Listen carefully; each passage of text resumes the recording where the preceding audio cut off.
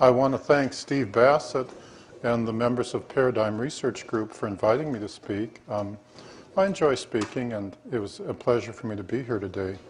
I hope you can all hear me. You know, I'm a little new with these microphones. As Steve said, I'm Charles James Hall, and I wrote the 3-book series, Millennial Hospitality. And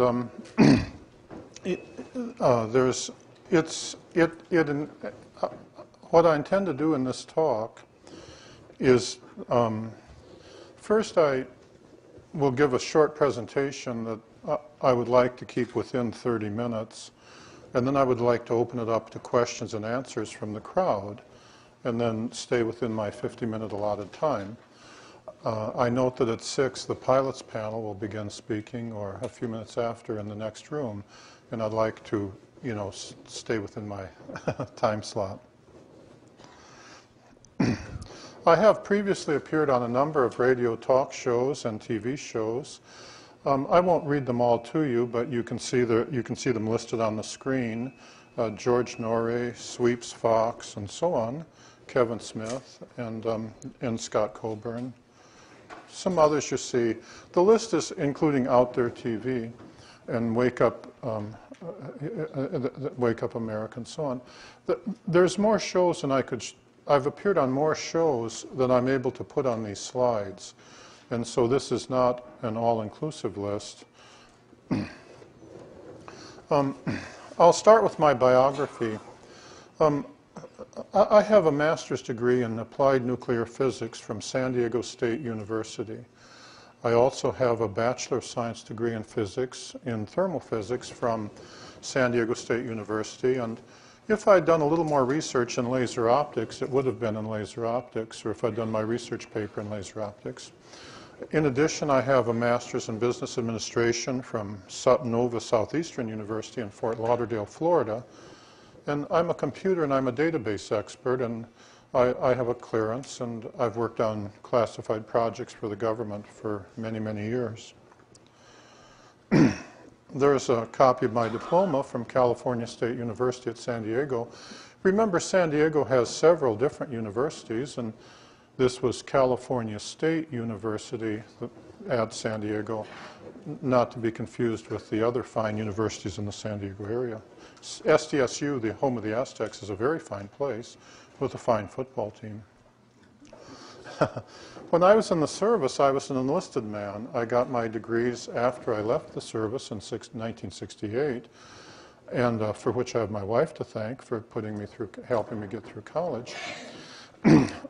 In July of 1964, I enlisted in the U.S. Air Force. My wife and I both grew up in Wisconsin. I graduated from high school in the class of '62. I attended the University of Wisconsin for a year and a half before going into the service. Some of those events are described in Millennial Hospitality 3, The Road Home. And while I was a weather observer, I was stationed, I did my basic training at Lackland Air Force Base outside San Antonio, Texas. I served I got trained in the U.S. Air Force Weather Training School, which was at Chanute Air Force Base, Illinois. And then in March of 1965, after graduating from Weather Training School, I was assigned to Nellis Air Force Base, Nevada, which is just outside Las Vegas, Nevada. And while I arrived at Nellis in March of 1965, and I stayed there until May 7th, 1967. During that time frame, I spent more than 2 years out on the gunnery ranges at Indian Springs. They're the Nellis gunnery ranges, and they're served by the Indian Springs Auxiliary Field, which is under the command of the Nellis Base Commander.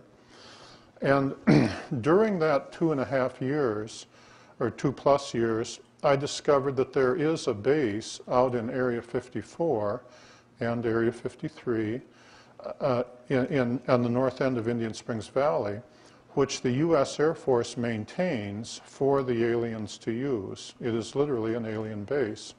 And I'll come back and talk about that more in subsequent slides. In May of 1967, I was sent to Vietnam, and I served in the Mekong Delta with the South Vietnamese from May of 67 until May of 68, as I describe in Book 3, The Road Home. And when I returned from Vietnam, I'd been given many awards. One award was for surviving 37 communist attacks, and while I was in Vietnam.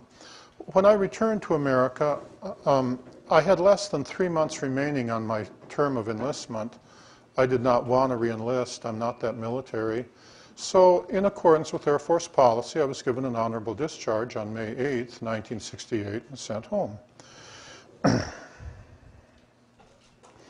Here's an example of one of the many awards I received. It's just the Commendation Medal, but I worked hard to get it. And it shows that I was in the Air Force and that I received a number of awards. The first question I'd like to answer is, where is Indian Springs, Nevada? This is a map, a topographical map that I was provided by Jerry Zeitlin from his website, openseti.org. Now, I put on those extra blue things, the extra markings. Jerry provided me with the map, and you can see it on his website. Down at the bottom, you'll see is the town of Indian Springs. Notice that the base is north of the highway, but everything south of the highway is not on base. It's just ordinary public land. When you're actually, notice that when you're actually standing in the town of Indian Springs and looking straight north up the valley, those mountains that I have circled in blue, which are perhaps 40 miles up there, they are, when you look straight north and just a little bit to the east, that's Area 54. And when you look straight north and just a little bit to the west, that's Area 53. The main alien hangar is in those mountains in Area 54, just below the tree line. And the alien housing area is underground in Area 53. You enter them through tunnels. That whole area is inside the Area 51 perimeter. Dreamland is that area, Area 54, Area 53, the mountains on the right, and some of the mountains on the left. And I'll get to that more in greater detail. Now, in addition to the area that I've circled in blue, where the main bases are, there are at least 5 or 7 other sub-bases which the aliens only take their scout craft to around the valley. The main base is where the deep spacecraft arrive. Here is a picture taken by Captain David Coote, and I've put on the red markings. The red writing is mine, but this is a picture that Captain David Coote provided for me, was kind enough to provide for me. And you'll notice off on the right is Dogbone Lake, okay? That's inside Dreamland. Dreamland includes the western part of the desert Southwest game ranges, where the cover story is that if you're out there and you see something white, pretend it's a bighorn sheep. The aliens, as we'll see in a few slides later, have very large eyes, and when you see them looking at you above the sagebrush, it's easy to mistake them for bighorn sheep, especially if you're terrified, and I speak from direct experience. The red area, where the alien hangar entrance that I've shown in red, in that mountain is the alien hangar entrance. It's physically on a ridge that comes out from the mountain. The ridge comes out to the southeast. You'll notice on the left is the old Range 4 Valley. And in my books, Millennial Hospitality, you'll remember that I refer to the legend of Range 4 Harry. Range 4 Harry, as we'll see, was one of the alien guards. And he had a dry sense of humor, like all of them, as we'll see. And he thought of it as kind of a laughable joke, you know. He's the big hairy monster from Range 4, when in fact he's white and has no hair. And later you'll see towards the bottom I've identified the area that used to be Range 1, which I also talk about in my books. Now, on this picture, which I'm indebted to Captain David Coote for, I'd like to talk about the tall white deep space landing area. Once again, you'll notice Dogbone Lake on the right. Notice that even on a hazy day, it's easy to pick out. The deep spacecraft, which the tall whites, you know, bring into the base, routinely come down to, when they come into the Earth, Dogbone Lake is their landing field. And they don't normally touch down at Dogbone Lake unless they're in some kind of trouble or they need to adjust something. Normally they just come down to the same altitude as the main hangar. Then after they've become stationary and everything is settled down, then they head off to the northwest to where the hangar entrance is. Dogbone Lake runs north and south, okay? There's no water. Normally there isn't any water in the dry lake beds, although sometimes in the wintertime or the spring, if you have a big rainstorm, there may be water in the dry lake beds, but normally there isn't. Okay? When you go out to Dogbone Lake, as I have, it's not unusual for there to be absolutely nothing to see. Even if the deep spacecraft have touched down at Dogbone Lake, they may not actually sit down on the ground. They may just come to where they're floating just a few feet above the ground and not leave any footprints or anything behind. They may not actually have disembarked.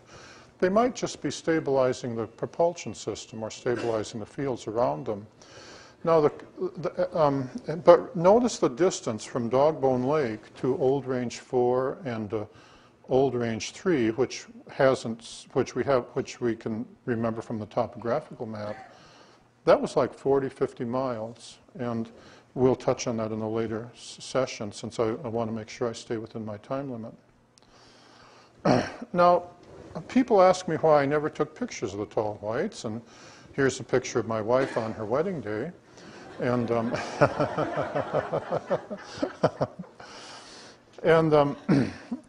and so I'd like to give a physical description of the tall whites.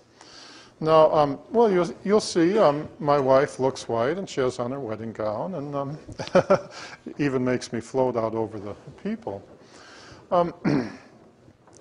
Meeting the tall whites was always a very emotional experience, even when I got used to it.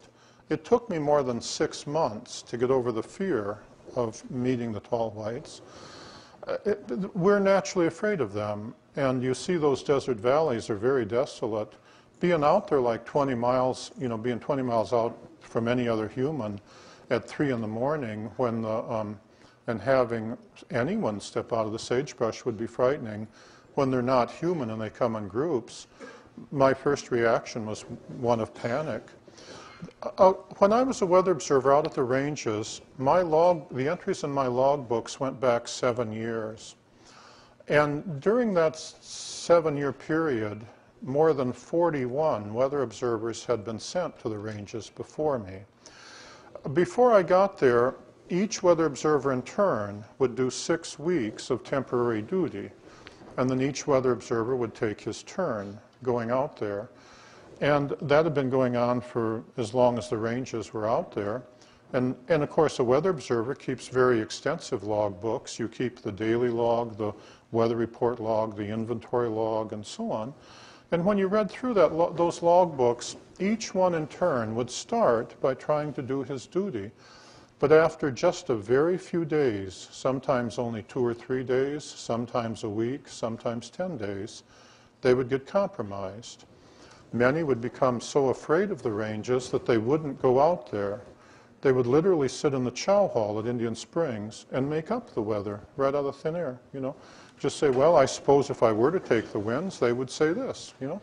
Some would try valiantly to do their duty, And they would get so terrified that when they went into Nellis to the neurosurgeon in the base hospital, they would get reassigned to places like Germany or England or Hawaii. Some would be given discharges for, because they couldn't take it anymore. A few had gotten attacked and burned, as I describe in my book. When you're out there and the tall whites come, when you lose your self-control, then if you happen to hit one of the children or one of the tall whites, then they respond the way you and I would respond. It's not pleasant, as I describe in my books. The tall whites have bodies and bones that are thinner than humans. Their skin is as white as a piece of paper. They have larger eyes than humans do. Their eyes are roughly twice the size of our eyes. And when they're young, they're blue and white, just like ours. When you look at them, they look just like people with larger eyes. The eyes spread around the side of their head more than a human's does, and they're very prominent. And their eyesight is as good, at least, as that of a cat. And their hearing is as good, at least, as that of a dog. They're capable of making sounds with their vocal cords that humans can't hear, just the way that I'm told rhinoceroses can do. But they can hear them, and they're well aware of this. When I was out there among them, it wouldn't be uncommon to apparently hear animal sounds out in the sagebrush. Sounds like meadowlarks, or dogs barking, or horses whinnying. Really, it was the aliens. When they would walk in on me, if they felt like just talking between themselves, they were perfectly capable of talking between themselves using sounds too high for me to hear, and they were well aware of that. So they could stand in a line, say, many times, well, just out of hand reach, if I were brave enough to wait for them to come in that close, and it took months for me to get that brave. And it would appear that they weren't talking at all. But in fact, when you watched them, you could see that they were communicating between each other. Okay? Now, they have much less hair than humans do. They don't have any hair on their arms. The hair in their head is only about half the thickness of our hair, and their hair is naturally so thin that it's transparent, so thin and blonde that it's transparent. Sometimes, if you see them out in the sunlight at a distance and they're wearing their hair short, because it grows just like ours does, it'll look as though they don't have any hair. When they do come in close and you see that they do have hair, they'll look naturally platinum blonde. Throughout most of their life, they're the same height I am, 5'11". They live 10 times longer than humans, and so a normal adult, a normal alien adult, equivalent to a human 21, 22 years old, would be 200, 250 years old. They live about 700 years, give or take, depending on each individual, and they don't age the way humans age. When they get to be equivalent to a human, 39, 40, in there somewhere, they begin growing again. And then they continue growing periodically. They have several other growth phases, and they get taller. So that throughout most of their life, although they're my height, once they start growing again, they can become very tall before they die. It's not unusual to see older tall whites that are 8.5, 9 feet tall. This is not necessarily helpful for them because their bones and skeletons grow, but their internal organs do not grow in proportion. So as they become taller, they become more frail. It was unusual to see a tall white more than 8 feet tall just walking by themselves. By the time they got 8 or 8.5 feet tall, it was the most common thing was to see a younger tall white come and walk beside them to study them because they were becoming more frail and more shaky. By the time they got to be 9 feet tall, it wasn't at all unusual for them to just be, if they were standing somewhere being posted as a guard, for them to stay there until a younger person came to help them walk away. You see in Book 1, in my chapter entitled Millennial Hospitality, for which Book 1 takes its name, The old lady, who was a tall white, she was out hiking in the desert with her younger niece, who would stay beside her all the time to study her. You see, the other man that had been out hiking with them, he was willing to allow the old lady to go take her own separate path, only because she wasn't alone, because she had her niece with her. She was very shaky and frail and a little ditzy too, even for a tall white. And it's kind of like their version of Edith Bunker, as I describe in my book. You know, the ones that are our height, the young adults, can easily dress up to pass as humans. And when I say easily, I mean from my point of view, it seemed easy enough for them to do that. How it appeared from their point of view seemed easy enough for them too, for most of them. In Las Vegas, Nevada, especially in the 60s, you know, on Saturday night, along about 11 o'clock, everybody looks a little weird. Half of them look drunk, you know. You see a lot of tourists there that you wonder which part of the world they came from. Well, under the circumstances, see, for a tall white lady to dress up and put on, and for the men to put on sunglasses, well, in Las Vegas, there were a lot of men walking around with sunglasses after 11 o'clock at night, and you didn't go up and push them, or you'd find out which casino they were protecting, you know. Well, see, it was very easy for them to walk into a casino at 11 o'clock at night or 12 o'clock at night and dressed as humans and go totally unnoticed. Remember, the tall whites weren't by themselves. They always came as a group with their guards, and they also typically came with a group of human CIA guards. One night I was standing on the corner outside the Four Queens Hotel and Casino in the summer of 1966, when a group of them came through. First, there was a group of 6 CIA guards, 4 men and 2 women, who came through in the wide perimeter, and the wide perimeter being about a half a block in each direction, and took up positions, you know, just inside the casino, looking out the windows. 2 in the Golden Nugget, a man and a woman, 2 across the street in Binion's Club, 1 down the street to the left of me, you know, a couple in the back, and so on. Then the tall whites came through with their guards, and the tall white guards, of course, were dressed like humans. They were male.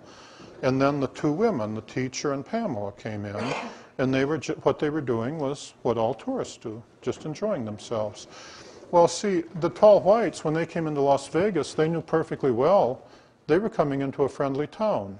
When I was down in the Stardust Hotel and Casino on the Strip, the old Stardust used to have a motif where hanging from the ceiling was fake stars and galaxies and supposedly what it would look like if you were out in space between the stars. The tall whites loved to come in and see that. They thought it was really entertaining because they'd been out between the stars. They said, oh, that's what humans think it looks like, you know. Well, the CIA had kind of established that casino in that area as a friendly part of town. So they had, you know, a pit boss and a team of dealers and a couple of lady CIA guards who would function as Keno girls.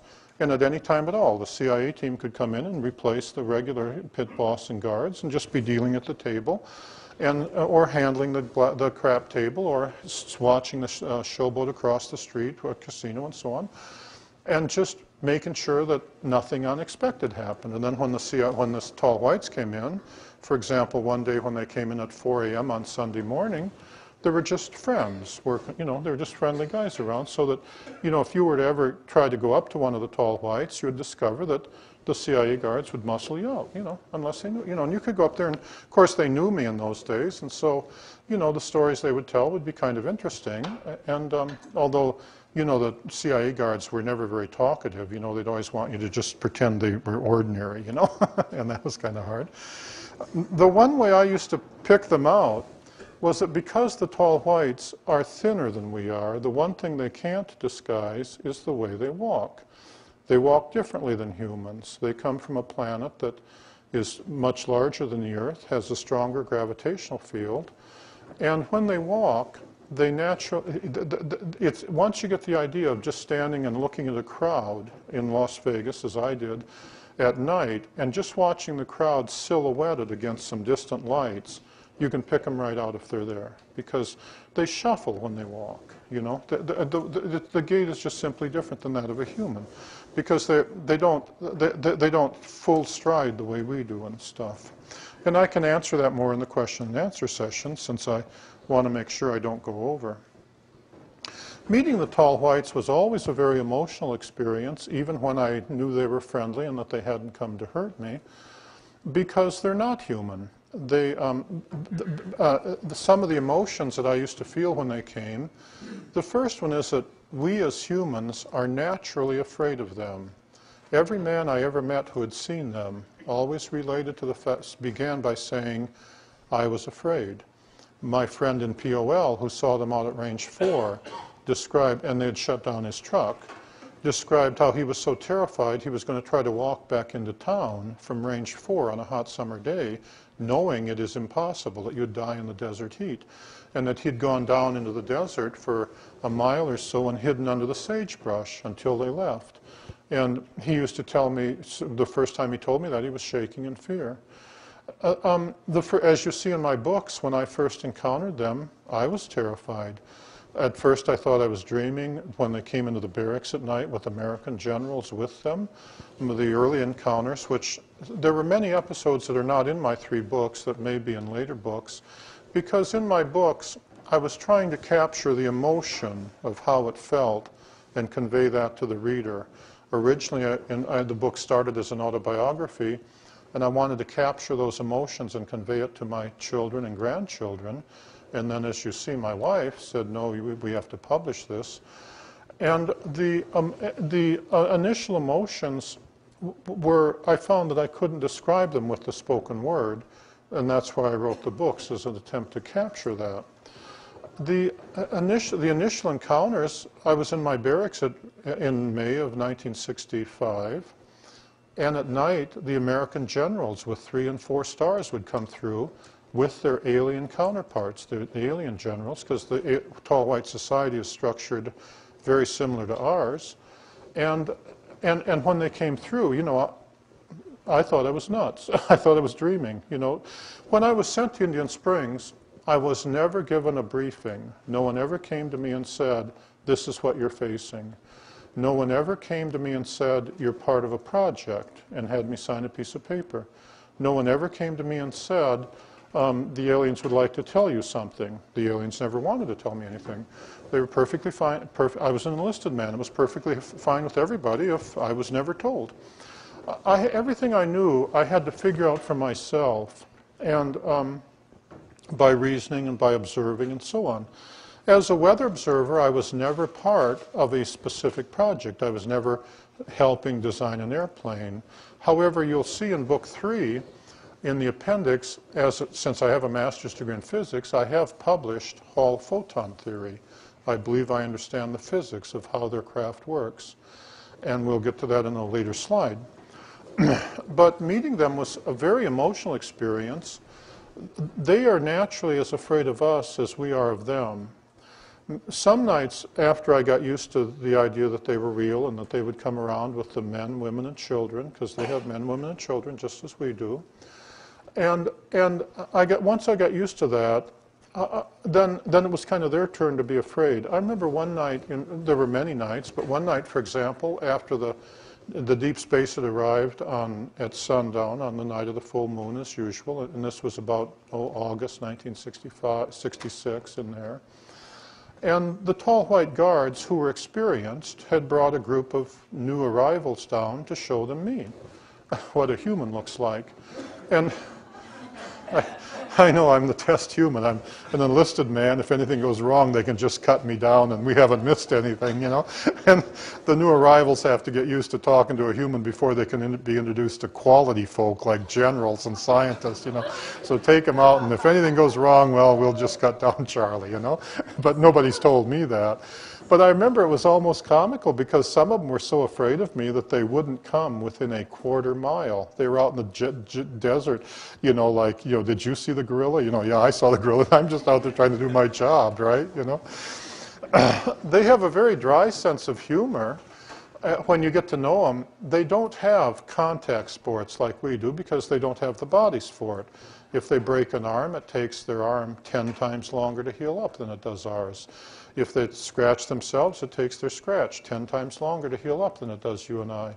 One day I was out there in the morning and I scratched myself, and I was young, and in the most perfectly ordinary fashion, I put on some alcohol and forgot about it. And the next day when they came, the scratch had already healed up. And one of the new arrivals, who was braver than the other, was talking to the guard, and they noted that my scratch had already healed up and asked if all humans were that way. It seemed to be one of the few things that humans did that they found envious. We also multitask mentally in a way that they don't. If they're doing something, they just concentrate on it. So if they're writing, then they're just really focused in on writing. If they're walking, they're focused in on walking. They're surprisingly easy to surprise when they're doing something because they just naturally focus in so well. One night, I was young, and one night I was taking the 4:30 a.m. weather report. As a weather observer, I had to get up Monday through Friday at 3 o'clock in the morning. I bunked by myself in the barracks at Indian Springs. And I had to go out there for to get ready and release a balloon for 4:30 a.m. and measure the upper level winds. And, and as you see in my books, originally I was, on my first tour duty, it was 6 weeks of TDY. They sent me back to Nellis. The guy who replaced me got compromised. The tall whites would have killed him, but the generals asked them otherwise, as I describe in book 1. So they sent me as the replacement. Then the guy after me got attacked and burned, so they sent me as the replacement. So then they formed a committee with the tall whites and the American generals, and they decided that they would just pick one weather observer and send him all the time. They picked me. And they gave me special orders, which were secret, and sent me out there. I remember well the day my commander, a major, who wasn't a high enough rank to be told anything, I remember the day he gave me the orders. It was a Sunday. They had me working the day shift at Nellis when no one else is in the weather station. And he had to come in at noon, and the Nellis base commander and the number 2 man had to come in at noon and receive the orders from the Pentagon. And then the 2 guards and a dog had to bring the major over, and he locked the doors. The guards stayed outside, and he began reading me my orders. And he said, "Airman Hall, you're cleared to go to Dreamland anytime you want, day or night." And I thought he meant it was okay to sleep on duty. You know, I was so new. You know, what a place, you know. And then when he finished reading the orders, he said, "Nothing you do will ever be classified. No one can come out and inspect you. No one can ever ask you a question. But you can tell anyone anything you want at any time if they're willing to listen to it." Okay?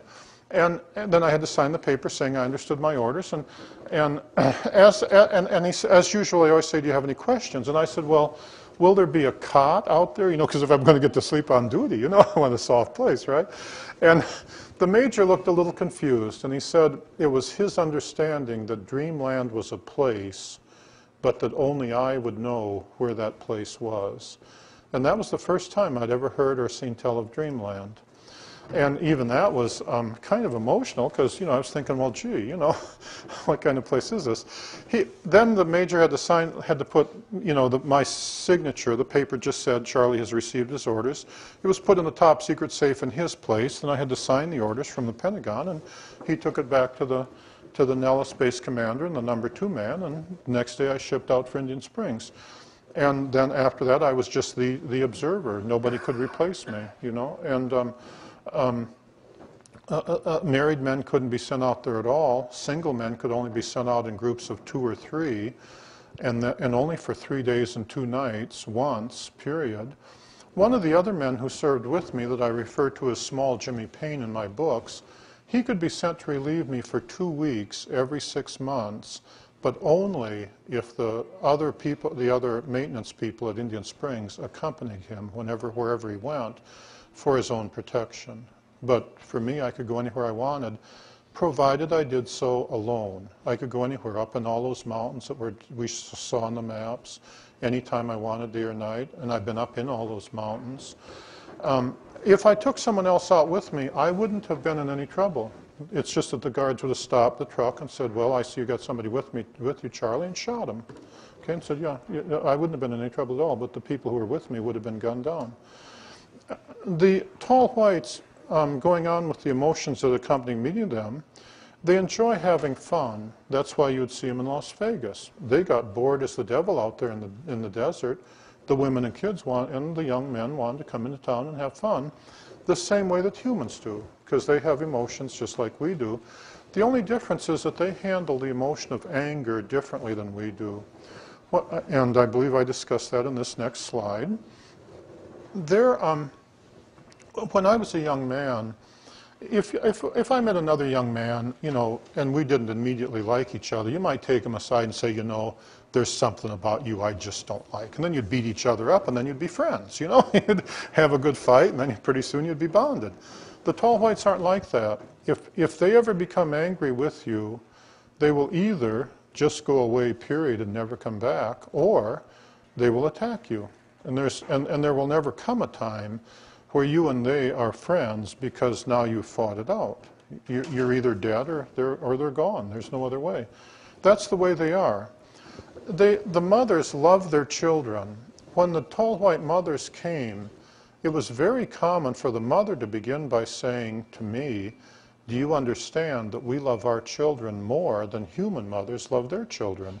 Or in other words, don't touch my kid or I'll kill you, right? And of course I always, on the other, if they came and they didn't say anything, then it was very common for me to begin the conversation by saying, I understand that you love your children more than human mothers love their children. Or in other words, I'm not going to touch your kid, please be, you know, don't take it out of me. They're very protective of their children, including the men. They'll do anything to protect their children. When they came around with the little children, you really couldn't touch the child, period. The mother you'd be facing one angry mother if you ever reached out and just touched the child. You really couldn't speak to the child in a negative fashion. You really couldn't say, don't do this. The mother, that's suicide. The mother will kill you. And if she can't do it herself, you know, they never come alone. The guards will come help her. The tall white guards will. They're very proud of their family relationships. It was common, for example, especially the women, when they came, and they always came in groups, to begin by pointing out family relationships, if there were some, to begin by saying, the guard in the tower is my mother's sister, or my mother's son, or this is my brother, and so on. They were very proud of them. Each tall white individual was different from every other tall white individual, just like humans are all different from each other. And they were very proud of the fact that each one was separate and individual. And so when you talked about, say, like when Paula wanted to draw a picture of the tall whites, which appears on her website, and that is a very specific tall white lady and her child on Paula's website. Drawing a picture of the tall whites was kind of like trying to draw a picture of somebody from New York City. They're all different, so you had to pick a specific person on a specific day at a specific time and say that's what they looked like at that time, you see. Their nervous system operates at least 2 to 3 times faster than ours, and this lets them think and react both logically and emotionally faster than a human does. As you see in Book 3, in the chapter entitled The End of Innocence, when I was standing out there north of the Range 3 Lounge, and the tall white lady whose CIA name was Pamela, when she panicked on me, she could pull her weapon, point it at me, and fire it at me so fast that I hardly had time to tighten the muscles in my throat. Because once they became angry, and they could just change emotional states that quickly, because their nervous system ran so much faster than ours. They enjoyed outthinking me. One time I asked them, on one night when the teacher came with the children and the guards, because they never came alone, and the kids were playing on the tower, and I'd finished my balloon run, I went over to the teacher and I said to her, and she was just a short distance away, closer than here to that box sitting on the table, The teacher was one, and Range 4 Harry and school bus driver and co-pilot and tour guide, they were some of the few that I felt willing to approach. Usually I preferred to stand silent, to stand with my feet in one place and my arms at my side. They never want to be touched by a human, and let them come in as close to me as they were willing to, and let them and leave whenever they wanted. But there were very few. There were only a few that I was willing to actually walk up to, you know, and to where you'd talk. And I remember asking the teacher where they came from, and she said to me, "Do I know the names that they use when they talk about the stars?" And I said, "No, I didn't." And she said, "So if we told you, you still wouldn't know where we came from?" And I said, "No." And then they were all laughing because they'd outthought me. You know, it was apparently pretty easy to outthink Charlie. And they enjoyed doing that. They enjoyed that kind of humor. And they also meticulously keep their agreements. They're like Philadelphia lawyers that way. One of the first agreements that I negotiated with them was that I would never come up behind them and scare them, and I asked them to never come up behind me and scare me. If they came and I was working, I wanted them to make some noise or something, so I knew they were there. And then the agreement was that I would stand in place when they approached me from the front or from a direction that I could see them. And then they could come in as close as they wanted. I wouldn't close the distance. I'd just stand there. And they could come in until they felt comfortable. And if they felt like leaving, I would never pursue. If they wanted to leave, if they felt they'd come in too close or they got nervous or something, that they felt it was time for them to go, I would never pursue after them. And vice versa, if they were coming in on me and I got nervous because they were getting too close, as in that episode I described in The Wayward Wind, when the alien doctor was coming in on me and it freaked me out, that if I chose to start backing off, they wouldn't pursue. They would just stop and until we'd both agreed on a mutual distance. And they kept that meticulously, and of course they expected me to keep that meticulously too. And that's how they are. The agreement they had with the U.S. Air Force was that nothing I did would ever be classified, that I could tell anyone anytime I wanted. They expect the American generals to keep that to the letter. It isn't anything special about me. It's that once they've made an agreement, that's the agreement. If there weren't something in it for them, they wouldn't make the agreement. You're never forced to make an agreement with them. But once you make an agreement with them, man, the last thing you ever want to do is to break the agreement. Each one of them is different. Some are humanistic, like the doctor. Their generals are what you expect a general to be. Each one is different. Let's see here. Oh, let's see. I got a mouse here. There we go. Okay. In closing, I'd like to quote a few things. This I'm quoting from Paula Harris in her nice book, Connecting the Dots. This is found on pages 46 and 47. In this page, she is interviewing Monsignor Corrado Balducci, who will be speaking here, I understand, tomorrow. And Paula Harris asked him, "Can you quote some church fathers who suggest the existence of life on other planets?" And Corrado Balducci replied, "Yes, there are several. And forgive me if I mispronounce the Italian names. Andrea Beldrimi, the Salesian father and servant of God, prayed for the inhabitants of other planets. And as you see, of the 16 books he wrote, one seems to deal with this topic, and the second was the recently sanctified Padre Pio." Monsignor Corrado Balducci continued quoting Padre Pio, "We earthlings are nothing too. The glory of God, the Lord certainly did not limit his glory to this small planet. On other planets, other beings exist who did not sin and fall as we did." Then Paula Harris asked him, "Is it a grave mistake to think that you are the official voice of the Vatican?" And Monsignor Balducci answered, "These ideas are mine, and I do not represent the Vatican. However, I'm told that the late Holy Father Pope John Paul II has seen me on Italian TV several times and follows my radio homilies. If there was some objection, I'm sure I would know. Based on that statement, I have the following observations. The situation today is kind of the reverse of the one that Galileo faced. Back then, in the time of Galileo, the church wanted everyone to think inside the box, and scientists wanted to think outside the box. Now it's the reverse. Now the church and the philosophical philosophers and so on are willing to think outside the box. It's the scientists who keep wanting us to think inside the box. It's the scientists who want to pretend that we can't travel faster than the speed of light, when I routinely saw the deep spacecraft land, having come here to Earth, traveling faster than the speed of light. I never saw anything that would lead me to believe that aliens were supernatural, that they seeded our planet. I never saw anything to believe that would lead me to believe that the tall whites wanted to create hybrids. They were very proud of the way they were. That there were wormholes in space, or that they traveled forward or backwards in time. However, their craft did routinely travel faster than the speed of light in making the deep space crossing. That I observed on many occasions.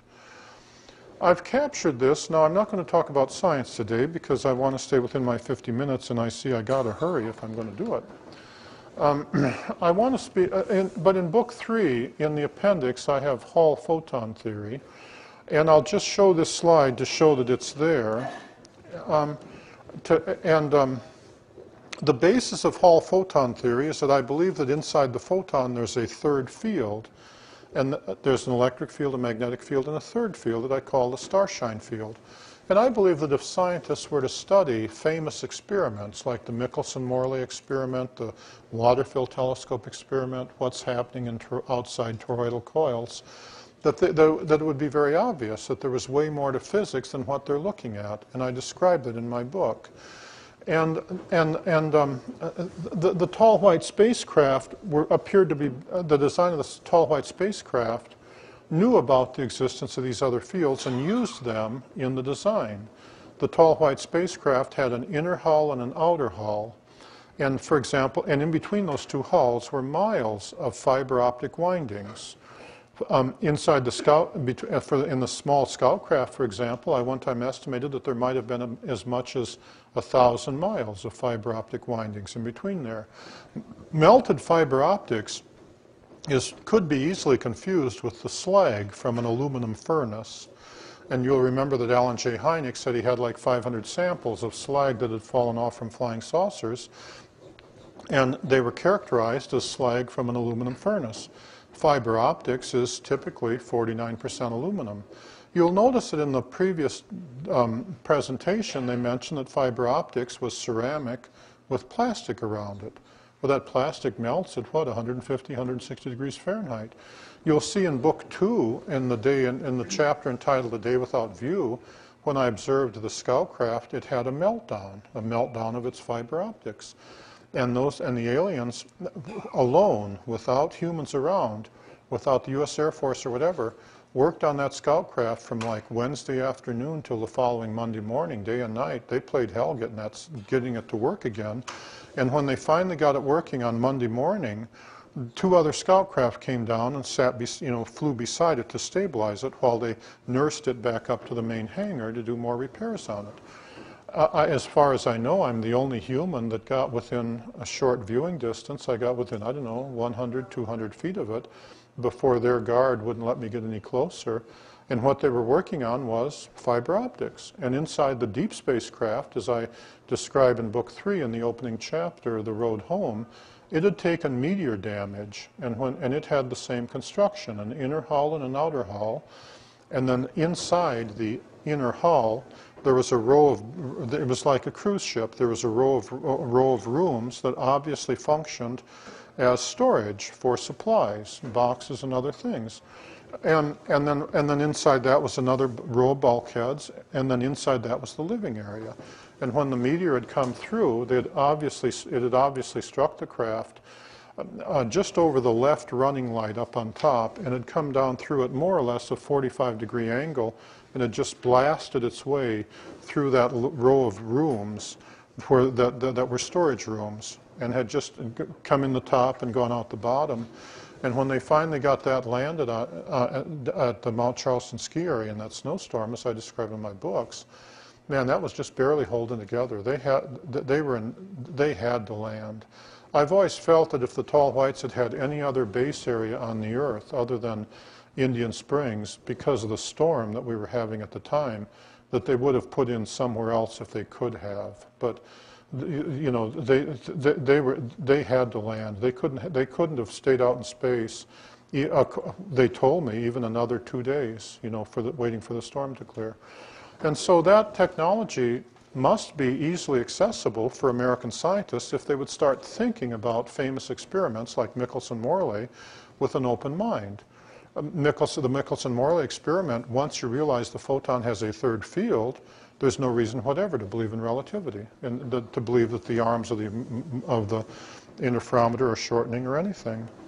Now, I want to close up because I want to stay, you know, as close as I can to my time allotment, and I see I'm getting very close. I have just a few minutes for questions and answers, and then I'll close. You've been a wonderful audience, and Are there other ET visitors? As I describe in my book, in Book 3, I have personally seen two kinds, the Tall Whites at Indian Springs, and the ones I call the Norwegians with 24 teeth in Madison, Wisconsin. The Norwegians with 24 teeth look so much like us that if my dentist hadn't pointed him out to me, I would have never guessed it. Now, humans are genetically coded for 32 teeth, as are all mammals. Some dinosaurs had 32 teeth. No mammal has ever had genetic coding for 24 teeth.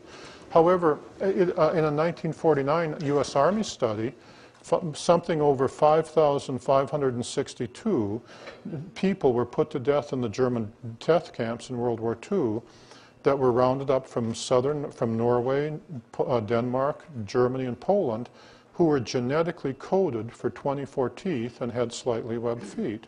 And the ones that the young man and the young lady that I met in Madison, Wisconsin, and there was a third individual that I met in Cambridge. I didn't actually talk to the third individual. They all claimed to have come here from a nearby star, possibly Bernard's star or the next star out. And their description of that star in 1962 is consistent with what is known about those stars today.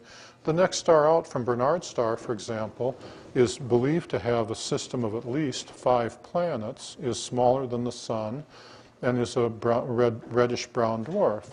And in 1962, that is consistent with the description the young man gave me of the star where his home planet orbited. Yeah. I know some extraterrestrials, but I've never known them to be stationed here. I haven't met the Tall Whites. I have brief memories of them. Oh, yes? I've met them. They're beautiful. They are beautiful. Anyway, why are they here on Earth? See, I don't know that. Why are they here? Or have they been here for thousands of years? They use the base at Indian Springs up in Area 54 for the same purposes that the U.S. Air Force and the U.S. Navy use bases in the Pacific. They use them as a place for their deep spacecraft to put in, to refuel, to refurbish, and stand out to space again. They're typically in port for 2 weeks. They typically land at sundown on the night of the full moon because they're trailing the Earth in its orbit. When at sundown, you're on the part of the Earth that's trailing in its orbit. And on the night of the full moon, the moon is opposite the sun, and you're looking at a gravitationally smooth gravity field. See, and the moon is moving away from you. So for them, it's like an airplane coming in on an aircraft carrier landing, simple as pie. Then they stay in port for 2 weeks, and at midnight on the night of the new moon, then they take off. Now, at the night of the new moon, the moon is in between the Earth and the sun. And at midnight, you're on the side of the Earth, away from the sun, and if the moon is on the other side of the Earth on the night of the new moon, you're looking at a totally open field. There's nothing in front of you. And when the deep spacecraft powered up and took off, they powered up and took off. Now, I realized that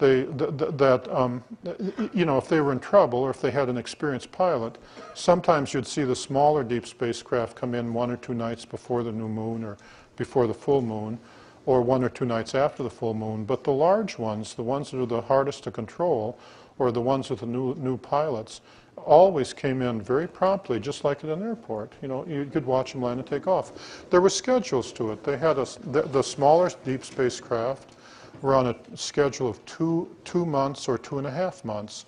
A specific craft could take off from the Earth, go somewhere, I'm certain, to another star, and return in 2 or 2.5 months. Now, if the nearest star is 4 light years away, that means that they were traveling, I don't know, 24, 25 times the speed of light, you know, which didn't seem at all. One time I mentioned that to them, and it didn't nobody flinched. Didn't seem at all like ho-hum to them. So, yeah, there was I saw a great deal that isn't in my books or that I haven't had a time to cover in this lecture.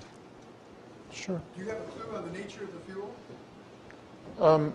It's my understanding that there are 5 subatomic particles that are easy to produce. I'm not sure which 5, but like mesons or whatever, that put out anti-gravity. And what they're doing is creating the particle. They're building the subatomic particle equivalent of an electromagnet. In an electromagnet, you have electrons following wires. Well, what they're doing is creating particles that put out anti-gravity and using the coils to strengthen the field, just like an electromagnet does. I'm not sure which 5, but I've always felt that if our scientists at Livermore would stop telling me about how much they know and instead start running a few experiments by chunking those mesons down and the other subatomic particles around fiber optic coils, you see, building fiber optics that bend those particles and chunk them down there, that it would be a very simple matter to discover. Yeah. The guy in the back? Okay. The guy in red, and then I'll come over here on this side. What is their concept of God? I don't know, but as you see in my books, in the second book, when the teacher was explaining to the other tall whites that day I was up in the main hangar, and they had me standing up in front of them with chairs, although they were folding chairs, and the American general off on the left, and she was saying, and also in book 1, in the day they had me out at the Range 3 lounge, the teacher was saying to the crowd, to the tall whites, about me, she was saying he believes in God, and he believes that his God will protect him from us when we come in close. And everyone understood. And so she didn't have to explain to them religious concepts or what God was. They all understood what she meant by that. And so that's as close as they ever came to explaining anything relating to religion to me. Oh, over here on this chat, yes, the guy in blue.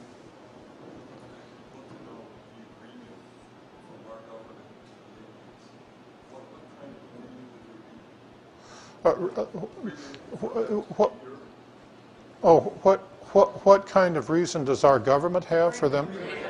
Agreement? Well, from what I understand, the agreement is that the government will provide them with a base because the outer perimeter is manned by by human guards, U.S. Air Force guards. The inner perimeter is treated like an alien embassy and is manned by the aliens. It's physically running around about 1/3 of the way up on that mountain. When you go up that Indian Springs Valley, and you get to the very end, it's so beautiful. It's a shame it's a government land because it would be one of the most beautiful resorts in America. I've always felt that, I mean, if you were to just blindfold somebody and take them up there and release them, they wouldn't think they were on the earth anymore because it's so beautiful. And I've been up there a number of times. When you get up to there to the right and you go to start going up along the road along the side of the mountain to where the human guard shack is, golly, it's just breathtakingly beautiful. And what the government wants is technology transfer. The government would do anything to get technology transfer from the tall whites. The tall whites only agree to things if it's in their interest. And so the tall white, and in return, the tall whites get a base, you see, which they need for to service their deep spacecraft. The tall whites didn't come here to actually give us technology. It has to be in their interest. So the tall whites had no reason to tell us how to build deep spacecraft. The day that I was out there, for example, in book 2 that I previously described, there was only tall whites working on that craft. It had been built using parts provided to them by the U.S. Air Force. However, the Air Force gave them the parts and they assembled it, especially the propulsion system with no humans around. That's why I say, as far as I know, I'm the only human that ever got to got closer than any other human to this craft, while the alien mechanics were actually working on it. The tall whites didn't see any reason, didn't see where it would be in their benefit to help them, for them to help us in that area. Other areas, however, like radios, they were all perfectly willing to help us with areas like radios, like all sorts of things, that where they're, you know, so like they could put in and say, I'd like to buy a new replacement radio for my scoutcraft, and have the Americans provide them with a new high-quality radio, you see? And where the Americans and the aliens had mutual agreements. One night, on several nights early on, when I was in my barracks and the American generals came through with the alien generals, I could hear them standing right outside the door, way closer than from here to that door, because it was a very small thing, maybe as close as from here to that first line of chairs. And they were talking with the aliens about projects that they could do jointly. The American generals wanted to pick a couple of Air Force officers, for which they were offering me as one of them. They could say, well, we could send him to college and make him an officer. I was an enlisted man at the time. And they wanted to put 2 of them on the deep spacecraft and send them down to the next stop and see what was down there and then come back and tell them. The alien generals didn't feel that that was in there, they thought that was a waste of time, okay? What they wanted was for the American officers and the alien generals to pick a planet, an Earth-like planet. They said there were several nearby, or around stars that were nearby, and for their version of nearby could be 10 light years, which were too cold for them to colonize. But from their point of view, would be just perfect for humans that weren't otherwise inhabited. But they described them as being similar to, say, Illinois or Wisconsin. The aliens liked it way warmer than we do. And their version was that they would handle the transport, the ships, and that would be in their hands. But once we got there, we'd be in charge of everything on the planet. And all they wanted was for us to build them a base that they could use on their planet, just like they have one here on Earth, and we could do anything we wanted with the rest of the planet. And then they felt that in the course of building that, what they were offering was that whenever our guys needed supplies, they would take them with them to the store, wherever it happened to be, you see. So if our guys needed more supplies, they could either bring them back here to the Earth to get the supplies, or to whatever planet was closest where you could get the appropriate building supplies. And they felt that in that process, humans would learn about their society and they would learn about ours. They thought that was a better deal than merely putting a couple guys on a spacecraft and telling them to go look at the store.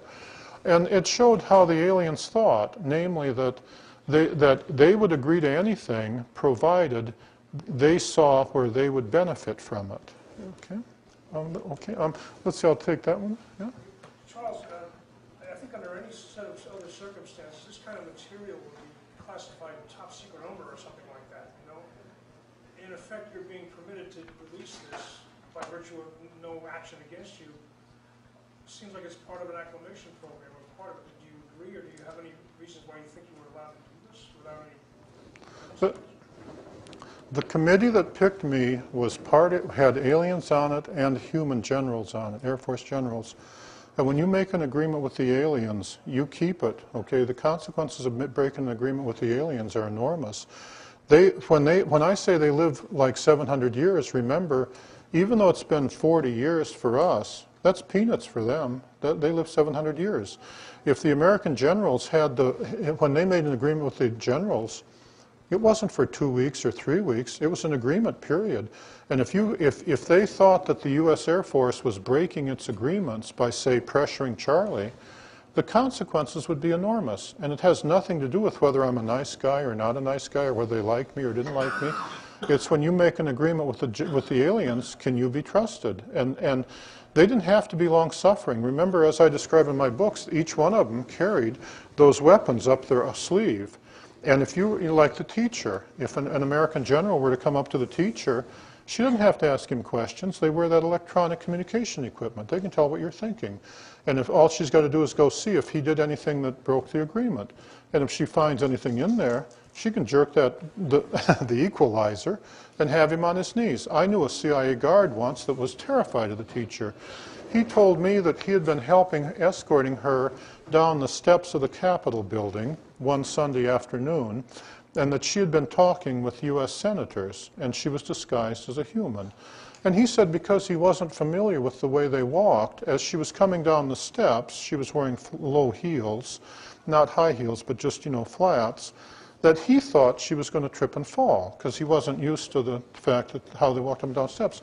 He said without thinking, he reached out and grabbed her by the elbow to steady her, the way you would say a lady. And he said she damn near, pardon my language, she almost killed him. She jerked that thing, and before he knew it, she had him down on his knees, giving him the equivalent of 120,000 volts AC, saying, do you think we're fools? Do you think I'd come down these steps if I couldn't take care of myself? And by the time she finished with him, it was nothing but yes ma'am, no ma'am. So when I say that when you make an agreement with the aliens, you keep it, and the generals will do anything for technology transfer, well, here I am. Remember when I came off the ranges in conclusion, I didn't bring anything with me. I didn't bring any pictures. I didn't bring any diaries. I didn't bring any blueprints. I was never part of anything. I was never shown anything classified. I was never given a briefing. I came off with just my memories, okay? And remember, the aliens in conclusion are not in favor of secrecy. It's only the generals that were in favor of secrecy. It was very common for the aliens to remark, the teacher and those people, to remark about how silly the secrecy was. They felt that if they dressed up to look like humans and behaved themselves, they ought to be able to go into Las Vegas and shop for pretty dresses just like anybody else. Okay? Yeah? That lady?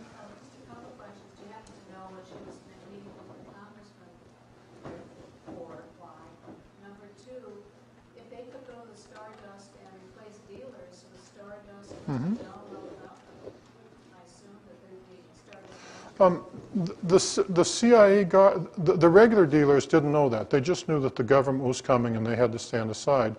The CIA guards that were there and the dealers that were there, they weren't told much. They were just told that if these people come in, be nice to them, okay? One dealer I was talking to, one of the CIA guards that I was talking to when he was dealing, and he was looking down like he didn't want anyone to know that he was talking to me because he wasn't forbidden to talk to me. It's just that the CIA guys are always trying to pretend there's somebody else, and nothing stands out in the crowd faster than a general and a CIA guard trying to look like an ordinary human. They don't know how to do it. None of them have the faintest idea. And he was saying a group of your people, speaking to me, he was saying a group of your people came through last Saturday night. And I said, my people, And he said, yeah, the white people. And I said, well, where did they come from? And he said, none of us know anything. You're the only one that knows anything. Okay? All he knew was that he knew me, they all knew me by face, name, rank, serial number. They knew that when some people came in, if they issued the normal words, like I was the friend of the teacher or teacher's pet, then you're nice to them. But they weren't told any more than they had to be. Yeah. Yes. And you'll see in book 3 those 3 ladies that, handed me the book, where the head lady handed me the book in my barracks. And the same 3 ladies that had been wanting to play pool with, Bridges in book 2, and he couldn't take it. That was their point, was to go into the into the Senate. Remember, the Senate has that pool room in the basement where the senators take bribes. I know they call it something else. They say, let's bet on this pool game, and then guess what? The senator wins, so you hand him money, right? And say, oh, it was just a pool game, right? So, well, that's where they were headed for, you see, to talk to the senators over the pool table. From their point of view, they loved the game of pool. It's how you drive a gravity-powered spacecraft, is by playing pool with the stars. And, that's a wonderful place to go talk to senators. I don't want to run too long, so I'll take these questions here, and then I'll call it a day. I'll take each one of you that has your hands, and then I'll call it a day, okay? Let's see, I'll start with the lady in the back, okay? Oh. I can only guess, but you'll notice that in my books I clearly described their technology where they could read my mind and tell what I was thinking and place thoughts in it, as long as they were simple thoughts. And I see the CIA has been working on that ever since 1954. So that's as much as I know. The lady in the back, and.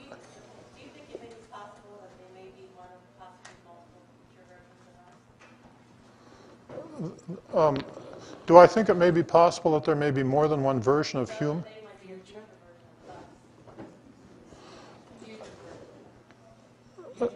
I saw no evidence that they travel in time, okay? Now, my feeling is that because meteors blast DNA material all over this solar system and the ones next to it, and vice versa, my feeling is that if you go out and look at life on nearby planets, that it'll look like us. One night when I asked the teacher, as I described in book 3, what life on other planets looked like, or how humans compared, she said that the humans were unique in our ability to play with animals. She said that on the other planets where they had seen intelligent life, they were all plant eaters. She said she was a plant eater. We're the only ones that go out and play with animals, that keep pets. She said that that was really unique. You know, like her example was that I grew up on a farm in Wisconsin. I know how to milk cows, ride horses, play with dogs. All those animals could kill me, but I feel comfortable around them because I first decide how is that animal thinking. And she's pointed out how unique that was, since humans are more intelligent than those animals. And most intelligent creatures don't want to do that. They don't want to pretend or decide how a less intelligent animal is thinking. So she said on most planets, the intelligent creatures began by killing off all the animals because they were plant eaters. Who needs them, right? And she thought that was really unusual, that I was willing to just go make friends with anybody's dog and play with them and teach them to roll over and feed them and pat them on the head, you know. And the implication was that those other intelligent forms of life didn't differ too much from either us humans or her as a tall white. Yeah, the guy in the back. Yeah. What about theologically, the fall and sin, okay, because sin entered into our world, and this is probably like more Gucci question, but would you say that they have moral depravity like humans do? They understood tit for tat. The teacher's example was that if they didn't hurt me, why would I want to hurt them? If they didn't stand in my way, then why would I be afraid of them? They understood that if I was nice to them, they would be nice to me, and vice versa. You see in book 1 in the chapter entitled, Is It for Nothing? The day I went out in the sagebrush at range 1 and rescued the teacher's daughter who was lost in the sagebrush, and then when I saw that she wasn't human, became hysterical and vomited my guts out in the sagebrush and so on, and you know, got back to the range 1 weather shack and locked the door and just tried to get back to normal and couldn't. You'll see from their point of view, thank heaven Charlie was here, they needed to reward me. They understood, I did something nice for you, they'll do something nice back. That was as much religion that was as close to religion as we were able to talk about. And other than that, I'd have to speculate.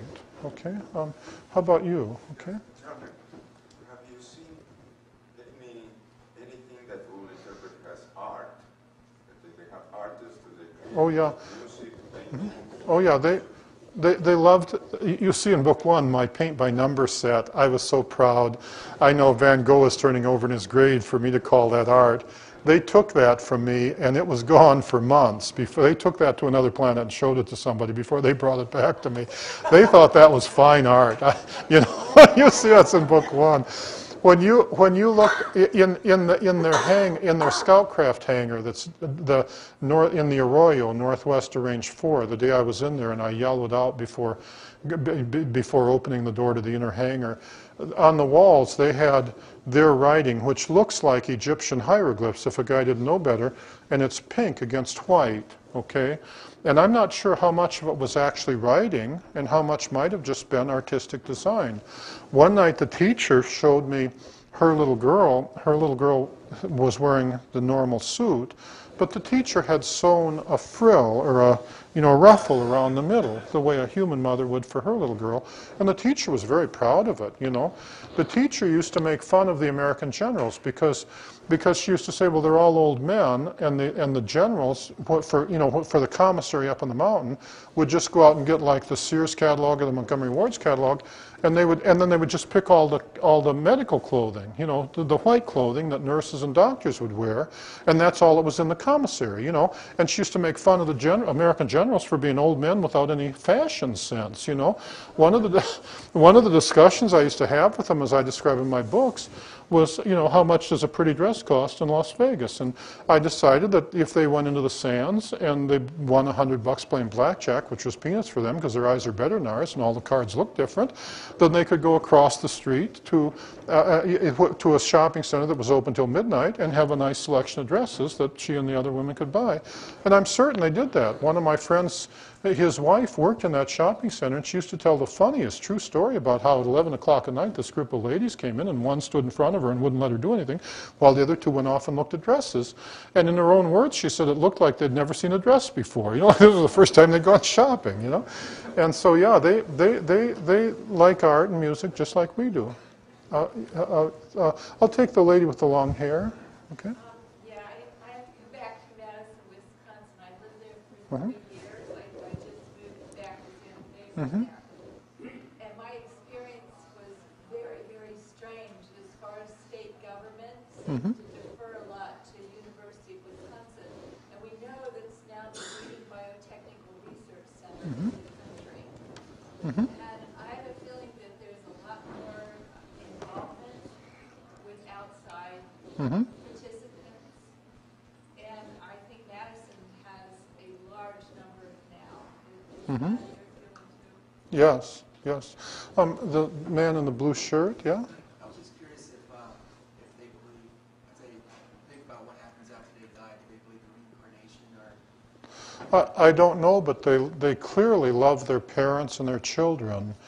And, you know, that is one of the, like when my father died, I'm Roman Catholic, it was very comforting to me to be able to go and pray, knowing that his soul was still alive and in heaven somewhere, you see. I presume they're the same way, but I can only guess. And the question in the back? Yes, do you have any ongoing relationships with any of the whites today?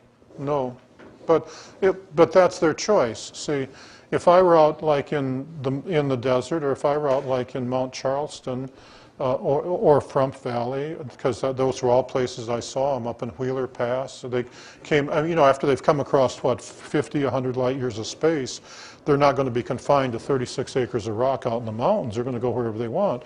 And if I were to come across one, I would still be living by the same agreement. Namely, if I saw one, I would just stop where I was and stand quietly with my arms at my side and let them come as close as they wanted, or leave. I wouldn't pursue.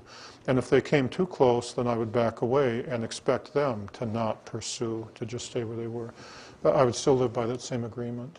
But they protect you right now, right? I mean, they protect you right now. That's why you can talk. They know what you're doing all the time.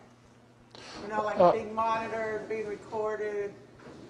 I don't feel monitored or protected. Right. Yeah, but once they made that agreement with the U.S. Air Force. So that, yeah, but they know that nothing's happening, or how else would they know? Well, in order for me to say anything, I'd have to speculate, but I don't feel monitored or I don't feel protected. I just feel like a guy, you know. I can just go my way and do my thing, yeah. But then, how would I know, right? If you're good enough at it. I mean, I'm very religious. I have my 2 guardian angels, like everyone, and I pray to God, and as long as He sees fit to protect me, I am, and if He doesn't, I won't, you know.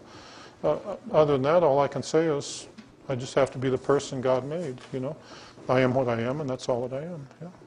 Any more questions? I know I'm way over on my time. And, okay. Was that a question back there? Yeah.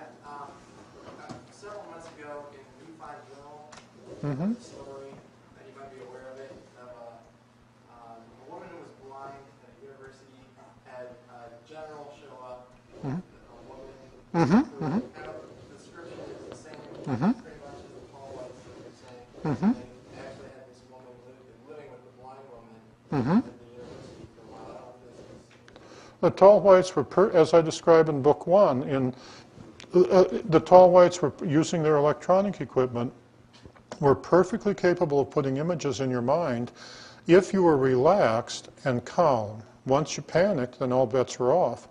And that story, I didn't see any reason to doubt that story. The tall whites themselves, when you went on board their scout craft, for example, there weren't any screens. There weren't any television screens. There weren't any computer screens. Their eyes are like those of a cat. And so I don't think, you know, when we look at a television set, we see the moving pictures. I don't believe that they see the moving picture because their vision is so good, you see. I believe that instead their communication equipment just puts the image directly in their mind and does it mind to mind. If they showed up without their communication equipment, and if none of their people had learned to speak English, which sometimes happened, especially in a number of episodes that I haven't published in my books, you were simply down to hand signals, you know. And because I'm late on time, I won't go into some of those. But you know, as you see, I have my desk, my table, and my books, and I'm always happy to answer questions and talk afterwards. But if they didn't have their equipment, they weren't telepathic. If they didn't speak English and they didn't show up with their equipment, you were physically down to pointing and gestures. Any other questions?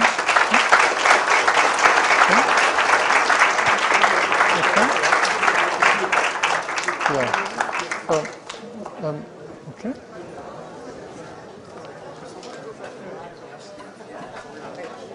Okay. Okay. Well, thank you.